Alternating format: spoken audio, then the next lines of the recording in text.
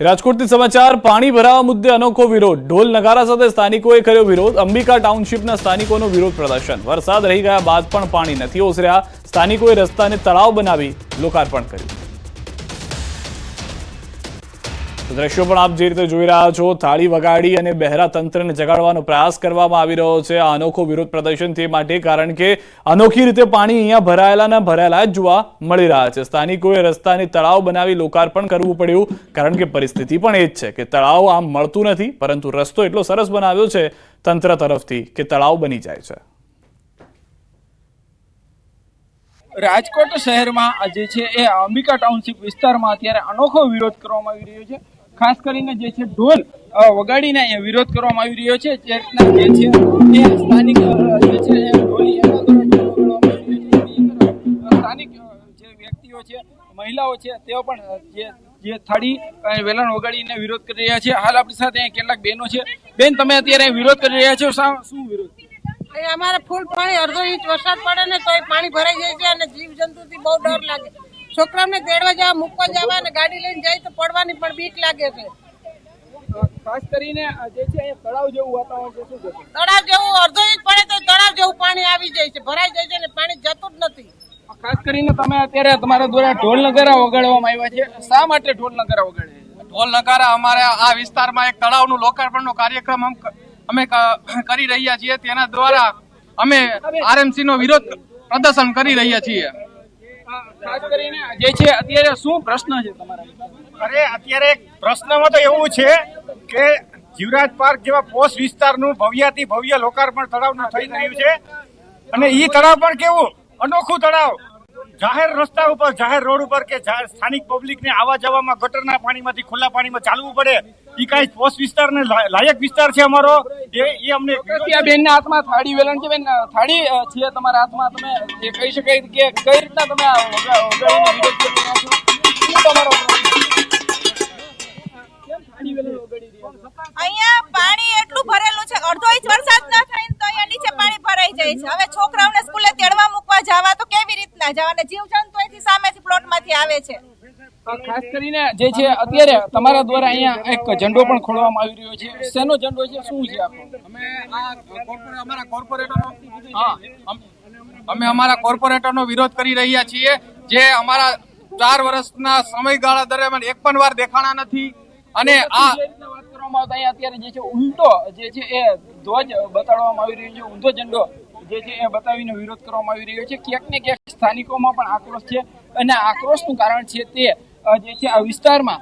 જે રીતના આ મુખ્ય રસ્તાઓ છે તે ક્યાંક ને ક્યાંક નદી બની ગયા છે અને એમના કારણે સ્થાનિક લોકો છે તે પણ ઉગ્ર વિરોધ કરી રહ્યા છે આ વિસ્તારમાં જે છે માત્ર અડધા ઇંચ વરસાદમાં આ વિસ્તારનો જે રસ્તાઓ છે તે તળાવ બની જતા હોવાનો પણ આક્ષેપ છે હાર્દિક જોશી ન્યૂઝ 18 ગુજરાતી રાજકોટ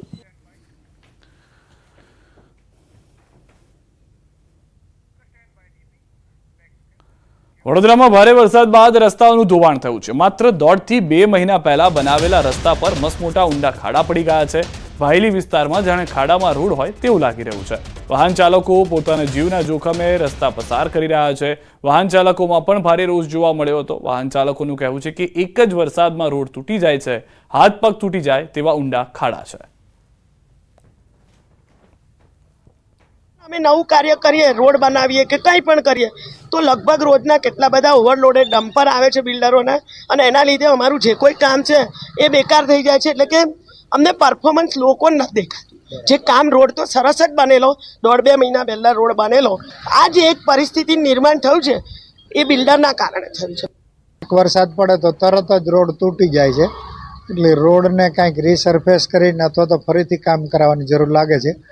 માણસો માટે બહુ જોખમી થઈ ગયું છે સરકારે બહુ ગંભીરતાથી આ વિષયને લેવાની જરૂર છે કારણ કે લોકોના જાન સાથે સીધી સંકળાયેલી બાબત છે કોર્પોરેશનને શું છે કે પૈસા કયા આગળ મળે છે એ કામ કરે છે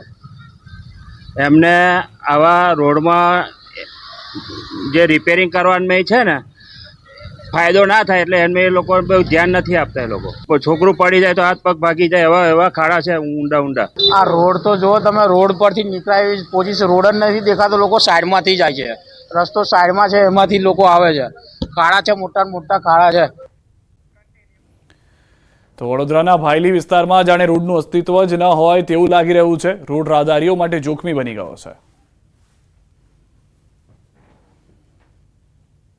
સામાન્ય રીતે જ્યારે ચોમાસાની ઋતુ આવે ત્યારે સરકારનો નિયમ છે કે રસ્તા પરથી ખાડા દૂર કરવામાં આવે, પરંતુ વડોદરા મહાનગરપાલિકામાં એવો વહીવટ ચાલી રહ્યો છે કે ચોમાસાની ઋતુમાં ખાડા તો દૂરની વાત રહી, આખા રસ્તા જ ગાયબ થઈ જાય છે. એનો જ આ પુરાવો જે છે અમે તમને બતાવવા જઈ રહ્યા છે. ભાયલી વિસ્તાર અત્યંત પોઝ વિસ્તાર કહેવાય છે અને આ પોઝ વિસ્તારમાં રહેતા લોકોની કેવા પ્રકારની દશા છે તે આ રસ્તો જે છે તે તમને કહી બતાવશે. આ રસ્તો એ હદે ખરાબ થઈ ગયો છે કે એના માટે કે કહેવા માટે કોઈ શબ્દો નથી. વાહન ચાલકો જે છે તે કઈ હદે હાલાકી વેઠી રહ્યા છે તેનો અંદાજો જે છે તે તમને ટીવી સ્ક્રીન પર આ દ્રશ્યો જોઈને લાગી જશે. ઉલ્લેખનીય બાબત છે કે આ રસ્તો જે છે તે વારંવાર બનાવવામાં આવે છે અને વારંવાર આ જ પ્રકારની દશા જે છે થઈ જાય છે. પાલિકાનું ભલે કંઈ જતું હોય કે ન જતું હોય, પરંતુ નાગરિકોનો જીવ ચોક્કસથી આ રસ્તાના કારણે જતો રહેશે એ વાત નિશ્ચિત છે. કારણ કે લોકો જે છે પોતાના જોખમે આ રસ્તા પરથી પસાર થઈ રહ્યા છે. કે આ ખાડો છે કે આ રસ્તો છે તેનો કોઈ પણ જાતનો અંદાજો જે છે તે આવતો નથી. ખરાબ રસ્તાની બિલકુલ બાજુમાં તમે જે રસ્તો જોઈ રહ્યા છો એ રસ્તો જે છે તે આ વાહન ચાલકો છે તેઓ મજબૂરીના માર્યા ઉપયોગ કરી રહ્યા છે, કારણ કે રસ્તા પરથી પસાર થઈ શકાય તેવા પ્રકારની પરિસ્થિતિ નથી. એટલે ટૂંકમાં કહીએ તો જે સ્થાનિક કોર્પોરેટર છે તેઓ કહી રહ્યા છે કે જે બિલ્ડર છે, બિલ્ડરના પાપે આ જે રોડ છે તેનું ધોવાણ થયું છે. સ્થાનિક લોકો કહી રહ્યા છે કે કોર્પોરેશન કે કોર્પોરેટર અમારું સાંભળવા તૈયાર નથી. ત્યારે અત્યારે બાય ચાની જેવો ઘાટ જે છે તે સર્જાયો છે. પાલિકા ભલે ગમે તેવો વહીવટ કરે, પરંતુ છેલ્લે વેઠવાનો વારો તો સામાન્ય નાગરિકો જ આવતો હોય છે. હાર્દિક દીક્ષિત, ન્યૂઝ 18 ગુજરાતી, વડોદરા.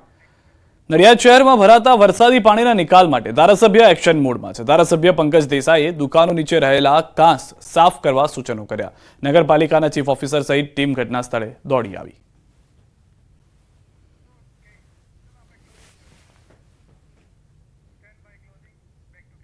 સમાચારોમાં અત્યારે બસ આટલું જ. આપ જોતા રહો ગુજરાતની number 1 news channel news 18 Gujarati.